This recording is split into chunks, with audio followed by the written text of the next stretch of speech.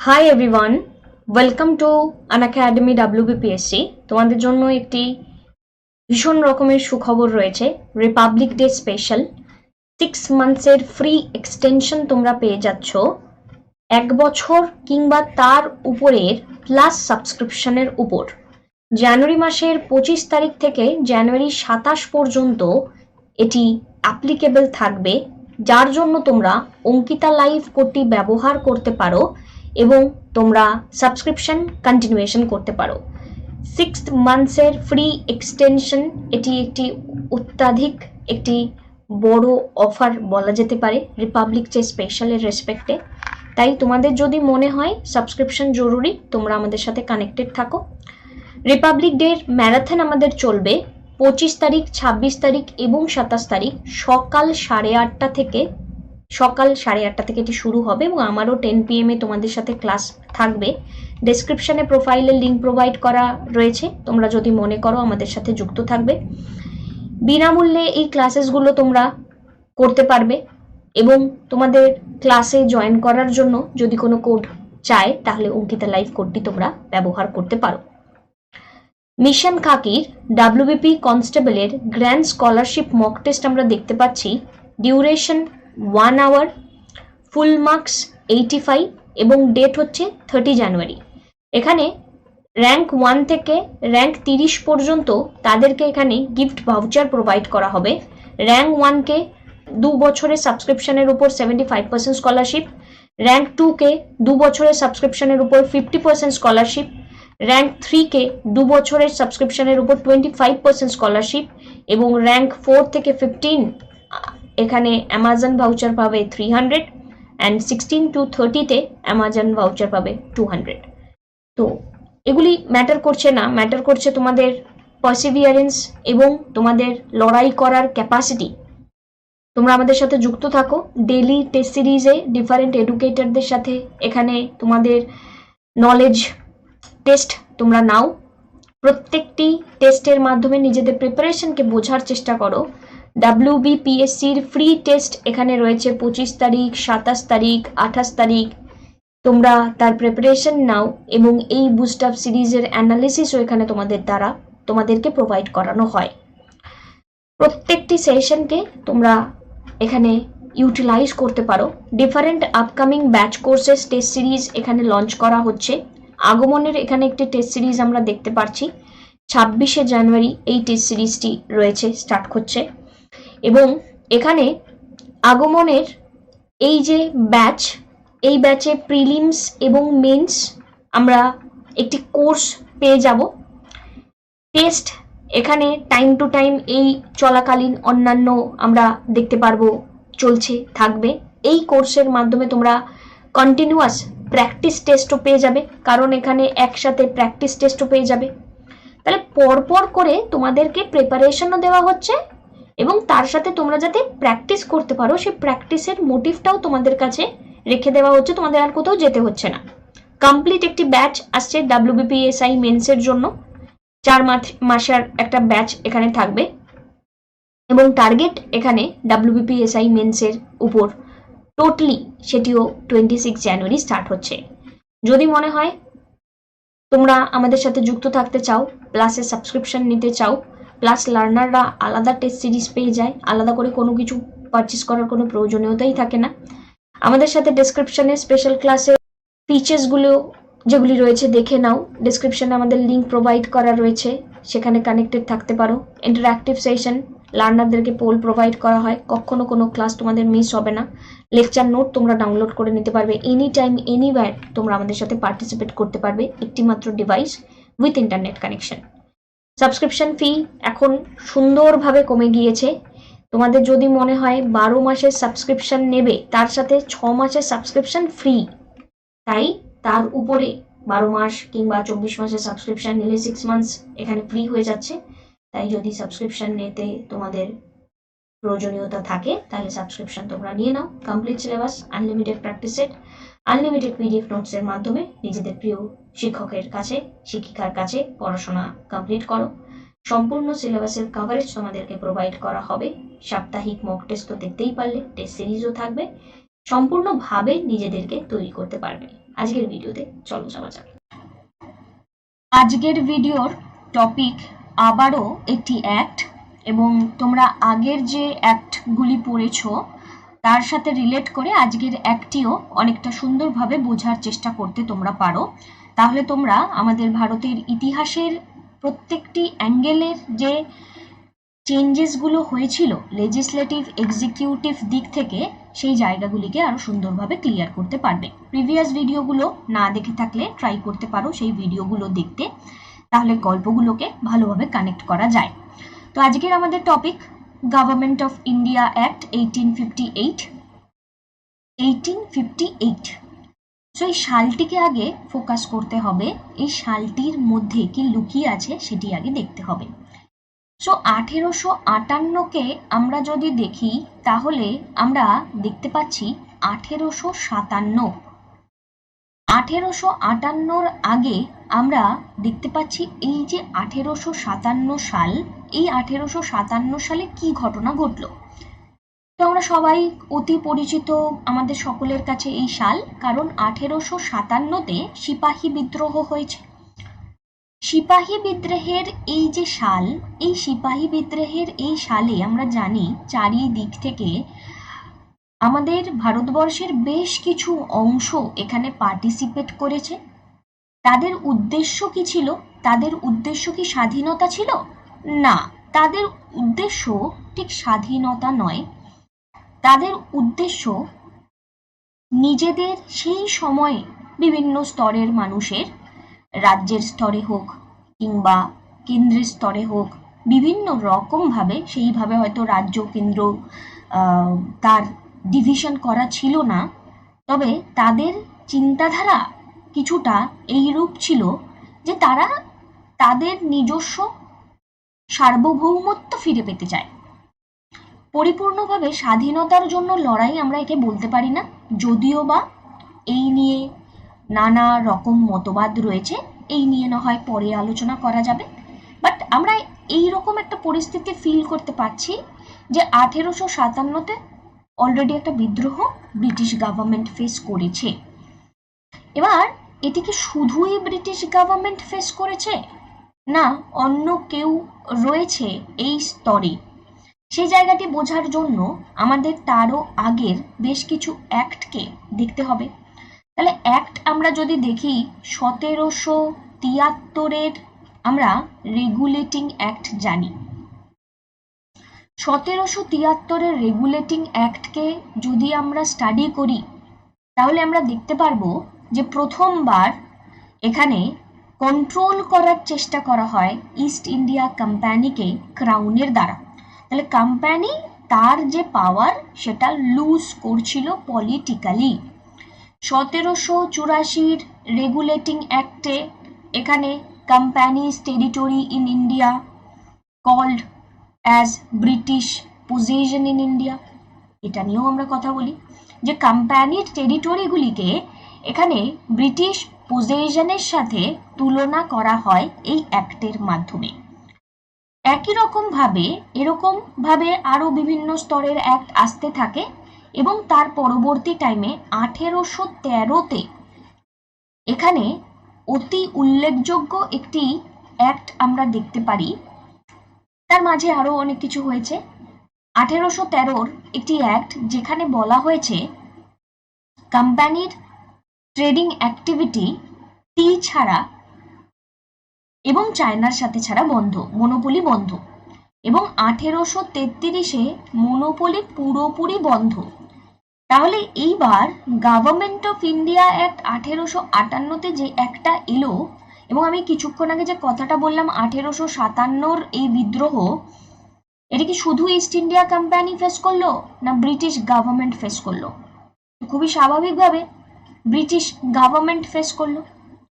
এবং এই যে প্রত্যেকটা পদক্ষেপে এর আগের যে অ্যাক্ট 1858 ঠিক আগের যে অ্যাক্ট, এই 1858 আগের অ্যাক্ট আমাদেরকে ক্লিয়ারলি জানিয়েছিল যে কোম্পানির এই যে পজেশন যেটা পুরোপুরিভাবে গভর্নমেন্টের পজিশন এবং আর আগামী দিনে 20 বছরের জন্য রিনিউ করা হচ্ছে না।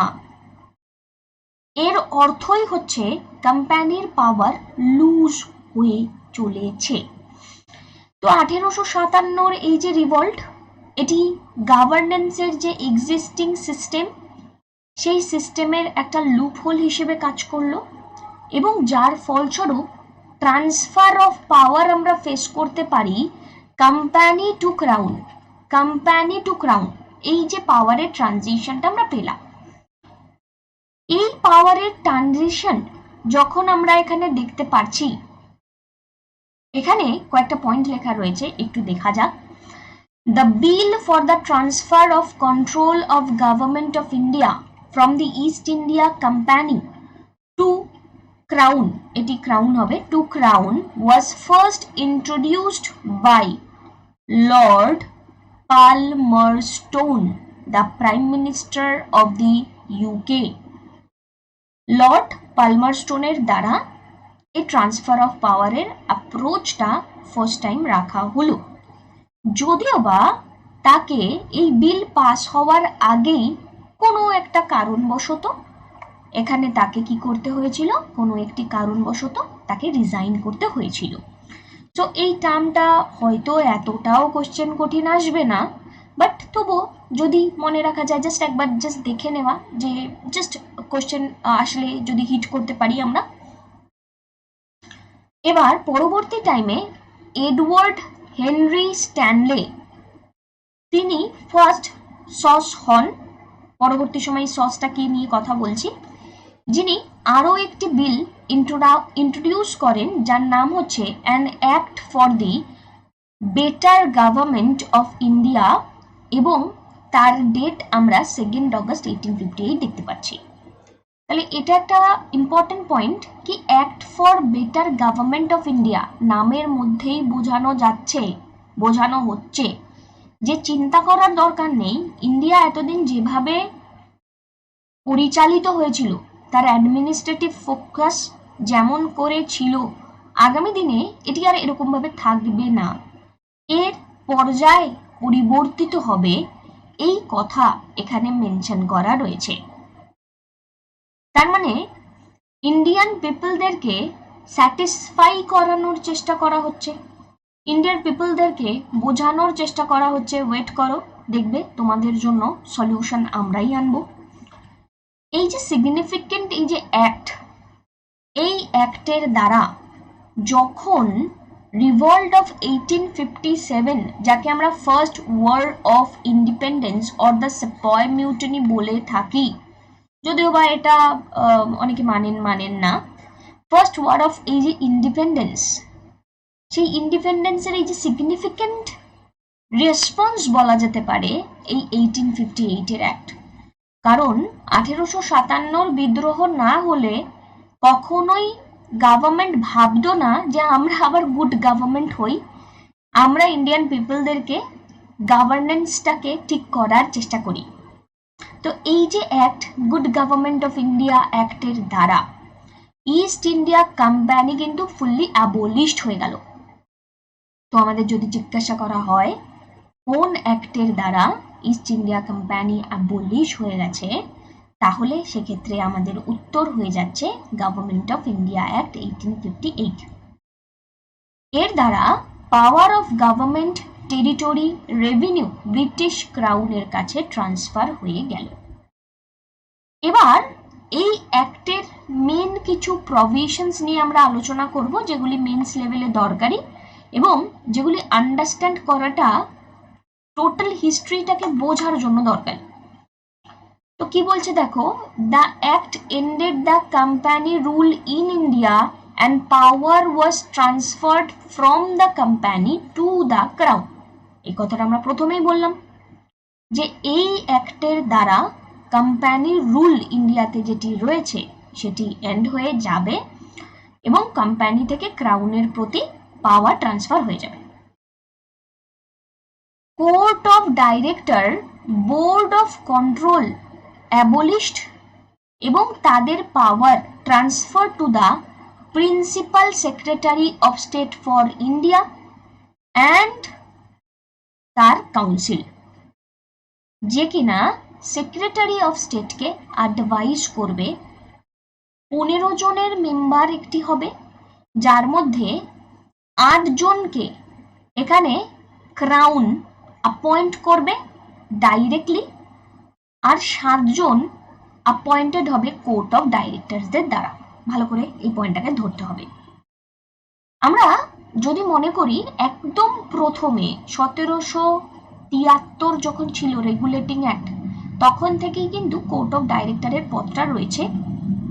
তারপরে 1784-তে ডুয়াল সিস্টেম অফ গভর্নমেন্ট চালু করা হলো, যেখানে court of director plus board of control দুটো পদ আনা হলো পিটস ইন্ডিয়া অ্যাক্টে। সেই পিটস ইন্ডিয়া অ্যাক্টের ডুয়াল যেই অ্যাডমিনিস্ট্রেশনের part, court of director board of control, এটিকে এখানে আমরা দেখতে পাচ্ছি এই অ্যাক্টের দ্বারা 1858 দ্বারা স্টপ করে দেওয়া হলো, প্রথম পয়েন্ট। এবং নতুন একটি তাদের যে সমস্ত পাওয়ার, সেই পাওয়ারটা দিয়ে দেওয়া হলো সসের কাছে। এই সসের মানে যিনি সেক্রেটারি অফ স্টেট, তার একটা কাউন্সিল থাকবে, তার টোটাল মেম্বার থাকবে 15 জন। এই 15 জনের মধ্যে 8 জনকে ডাইরেক্ট ক্রাউন অ্যাপয়েন্ট করবে, এবং কোর্ট অফ ডাইরেক্টরের যে বডিটা, যেটা বাইরে ইউরোপে রয়েছে, সেই বডিটা তো অ্যাবলিশ হয়নি, আর বাকি 7 জন সেই বডির দ্বারা অ্যাপয়েন্টেড হবে। যে কথাটা বললাম আরো একবার শোনো, যদি কনফিউশন থাকে ভিডিওটাকে পজ করো, ব্যাক করো, আরেকবার শোনো, দেখো কনফিউশন রিডিউস হয়ে যাবে। কনফিউশন রিডিউস করে এগিয়ে যাও, কারণ এই টপিকগুলোকে ভালো করে বুঝলেই আমাদের ইতিহাস ভীষণ রকমভাবে স্বচ্ছ, এবং 70 থেকে 80% নাম্বার পাওয়া কোনো ব্যাপারই না। এবং আমাদের সাথে প্লাসে সাবস্ক্রিপশন নিতে হলে অঙ্কিতা লাইভ কোডটি তোমরা সেক্ষেত্রে ব্যবহার করতে পারো। তার মানে এই যে গভর্নিং অথরিটিটা ক্রাউনের নামেই পরিচালিত হচ্ছে, কারণ ক্রাউনের দ্বারাই এখানে সরকার তৈরি হচ্ছে।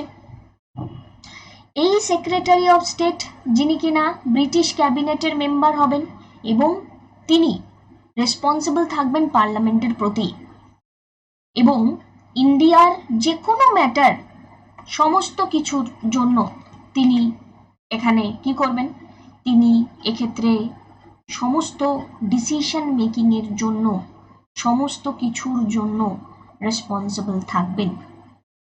গভর্নর জেনারেল এই সময় ভাইসরয় টাইটেলটা পেলেন, এবং তিনি এগেইন রিপ্রেজেন্টেটিভ হবেন ক্রাউনের। তার মানে আমি দেখতে পাচ্ছি গভর্নর জেনারেল যিনি বদলে গেলেন, হয়ে গেলেন ভাইসরয়, তিনিও রিপ্রেজেন্টেটিভ, এবং সস বলে যিনি রয়েছেন তিনি এখানে রিপ্রেজেন্টেটিভ। সো এই অ্যাক্টের দ্বারা যে ডিভিশনটা আমরা এখানে পেলাম, এই ডিভিশনের দ্বারা এখানে ক্রাউন, সস, তার কাউন্সিল প্রত্যেকের মধ্যে ডিভিশন এলো, এবং পাওয়ারের একটা প্রপার সুন্দর অ্যারেঞ্জমেন্ট আমরা দেখতে পারলাম। এই অ্যাক্ট অলসো ডিক্লেয়ার করলো secretary of state for India as a corporate body. Corporate body, তো এই কর্পোরেট বডি হিসেবে সসকে যখন এখানে দেওয়া হলো পজিশন, ইট মিনস এর অ্যাকাউন্টেবিলিটি আরো বেশ রকম বেড়ে গেল, এবং যাবতীয় যা কিছু পাওয়ারের যাবতীয় যা ডিসিশন হবে সবটাই ক্রাউনের নামে হবে। Viceroy of India direct representative যখন ব্রিটিশ ক্রাউনের হচ্ছেন, এমন প্রথম ব্যক্তি হলেন লর্ড ক্যানিং। ডাবল গভর্নমেন্ট সিস্টেমের এন্ডিংটা আগেই বললাম আমরা, হয়ে গেল board of control and court of ডাইরেক্টররা। এবং সস এই যে অ্যাডিশনটা হচ্ছে, ইন্ডিয়ান অ্যাডমিনিস্ট্রেশনের উপর তার কমপ্লিট অথরিটি থাকবে, কন্ট্রোল থাকবে, এবং তিনি ব্রিটিশ ক্যাবিনেটের মেম্বার হবেন, ব্রিটিশ পার্লামেন্টে তাকে জবাবদিহি করতে হবে যে ডিসিশনসগুলো নেওয়া হচ্ছে। এবং 15 জনের মেম্বার এই যে বডি, সেটি একটি অ্যাডভাইজারি বডি হিসেবে কাজ করবে, সস কিন্তু কর্পোরেট বডি হিসেবে কাজ করবে। সেক্রেটারি অফ স্টেট ইন কাউন্সিলের এই কর্পোরেট এই চিন্তাধারাটাকে মাথায় রেখো। তার মানে বোঝা যায়, যদি আমি এই অ্যাক্টকে সামারাইজড করি, একই জিনিস অলরেডি এটুকুনো টাইমের মধ্যে আমি দুবার তোমাদেরকে বলে দিলাম, আরও একবার বলছি। Government of India act 1858, good government of India act, East India কোম্পানির abolition, governor general of India, পদটা বদলে গেল ভাইসরয় অফ ইন্ডিয়া, এমন ব্যক্তি হলেন Lord Canning, double government system abolish হয়ে গিয়ে board of control court of director abolish হয়ে গেল, সস এখানে তৈরি হলো। এবং এখানে এই যে sauce, secretary of state was made a chairman of the council, যে কাউন্সিলটা বানানো হলো 15 জনের, তার মধ্যে সস হচ্ছেন চেয়ারম্যান। এবং তার মধ্যে এই কিছুক্ষণ আগে 8 জন আর 7 জনের ডিভিশন বলেছি, দেখো তো মনে করতে পারছো কিনা। নিজেকে এভাবে প্রশ্ন করবে, আমি কি পারছি যে 8 জনকে ক্রাউনের দ্বারা অ্যাপয়েন্ট করা হবে, 7 জনকে কোর্ট অফ ডাইরেক্টরদের দ্বারা অ্যাপয়েন্ট করা হবে। এই 15 জন মেম্বারের এই কাউন্সিলের আর সস তার নতুন একটি বডি তৈরি হচ্ছে, সে কিনা ব্রিটিশ পার্লামেন্টের প্রতি এবং ক্রাউনের প্রতি রেসপন্সিবল থাকবে, আলটিমেট থাকবে ইন্ডিয়ান অ্যাডমিনিস্ট্রেশনের জন্য। এবং এটি হলো good government of India act. এবং এই সসের যে কাউন্সিল, তারা অ্যাডভাইজারি বডি হিসেবে কাজ করবে, সস কর্পোরেট বডি হিসেবে কাজ করবে। হোপফুলি একবার দুবার একটু দেখে নিলেই ভিডিওটা ভালো, বা বলা যেতে পারে ভিডিওটা এতটা কঠিন যেটা লাগছিল সেটা লাগবে না, আমি চেষ্টা করলাম। এই অ্যাক্টের সিগনিফিকেন্স যদি বলা যায় তো খুবই স্বাভাবিকভাবে পাওয়ারের ট্রান্সফার হচ্ছে। সেই যে স্টার্ট করা হয়েছিল যেটি রেগুলেটিং অ্যাক্টের দ্বারা, তার দ্বারা এই গভর্নিং যে সেকশনটাকে আমরা দেখতে পাচ্ছি প্রগ্রেসের দ্বারা, এটা একটা ট্রান্সফার আমরা পাচ্ছি। পলিটিক্যাল ইনঅ্যাক্টিভিটি দেখা যাক যে অ্যাক্টিভিটির দিকে আসে কিনা। আর মোস্ট ইম্পর্টেন্ট থিং, এই অ্যাক্ট যখন হলো তার কিছুদিনের মধ্যেই কুইন ভিক্টোরিয়ার একটি প্রোক্লামেশন জারি করা হয়েছিল, এবং এই রয়্যাল প্রোক্লামেশনে 1 নভেম্বর 1858 গ্র্যান্ড দরবার আমরা দেখতে পারি আলাহাবাদে হয় 1 নভেম্বর 1858, যাকে Magna কার্টা of the people of India বলে। খুব important, Magna কার্টা of the people of India বলে, কারণ ব্রিটিশ রুল ইন্ডিয়াতে কি হবে তার ফিউচার পলিসি ডিসিশন নেবে এই অ্যাক্ট। এই অ্যাক্টের দ্বারা আমরা বলতে পারি অ্যাডমিনিস্ট্রেটিভ মেশিনারিকে ইন্ডিয়ান গভর্নমেন্টের হয়ে অনেকটা ইমপ্রুভ করার চেষ্টা করা হয়েছে। এবং এই অ্যাক্টের দ্বারা এখানে গভর্নমেন্টের এই যে সিস্টেম অফ অ্যাডমিনিস্ট্রেশনের সাবস্ট্যান্সিয়াল চেঞ্জ, সেটি আগামী দিনে কিন্তু ইতিহাসের ছবিটাকে বদলে দেবে। হোপফুলি আমরা একটা সিস্টেমাইজড আলোচনা করতে পারলাম। এরকমই আরও ডিটেলে আমরা আরও আলোচনা করে থাকি। আমাদের সাথে ক্লাসে তোমরা জয়েন হতে পারো, রেগুলারিটি মেনটেন করো নিজেদের বেটার পারফরমেন্সের জন্য। আর আমার পড়ানো ভালো লাগলে চাইলে তোমরা আমাকে হ্যান্ড ডেডিকেট করতে পারো। কমিউনিটি সেকশনটা খেয়ালে রেখো, কারণ সেই কমিউনিটি সেকশনে রোজ আমি সোম থেকে শুক্র 2টি করে থটস তোমাদের সাথে শেয়ার করি, যেই থট প্রসেসটি তোমাদের জন্য ভীষণ রকম গুরুত্বপূর্ণ এবং তোমাদের অনেকটাই হেল্প করবে প্রিপারেশনে। Thank you, take care, tata.